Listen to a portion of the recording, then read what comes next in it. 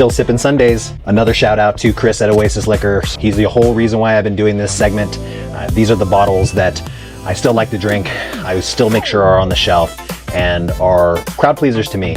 I'm just gonna start off with the obvious because I've been drinking a lot of the newer versions of this lately. So I'll just start off with Old Granddad Bottled and Bond, Old Granddad 114. I think these are excellent bottles to just kind of keep around. They are solid sippers.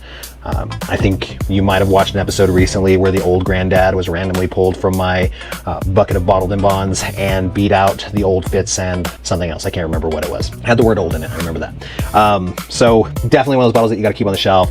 These things are like under 20 bucks, so it's kind of a no-brainer. Bottled and Bond for a year, you know the story. And then the 114, it's just the same juice kind of ramped up, right, to 114. Absolutely have to have this on your shelf, so bring those two up. Next, Heaven Hill 7-year. This actually came up recently because I went down to my in-laws' house. I usually stash a bottle of Eagle Rare 10 down there just so I have something to sip on. Somebody drank my bottle, so I had to go to the store, middle of nowhere. They do not have a good bourbon selection in Clovis, so I just walked into the store. I saw this at a Walmart for 44 bucks. I was like, heck yeah, I know that this is solid.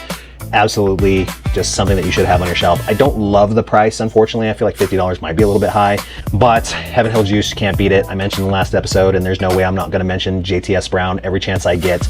I love JTS Brown, same distillery, Bottled and Bond. Matter of fact, from the Bottled and Bond box, these would have been acceptable to had I run into them. JW Dant, not so easy to find in the Southwest, but I keep a bottle handy, and then worst comes to worst, you always got the Evan Williams Bottled and Bond. All right, I realize a lot of those were budget bottles. I know sometimes you come into the page and you want to see something that's allocated, so 1792 12-year, love this bottle. It is rather unfortunate how hard this thing is to get. It's under 100 proof. It is one of those bottles that kind of hits allocated. I do have a nice backup stash of them. If I hear that a year is better than another year, I'll try to go hunt it again, but otherwise I just keep the ones that I have in my stash. But definitely a bottle that I come back and get. I think retail, these things are supposed to be 50.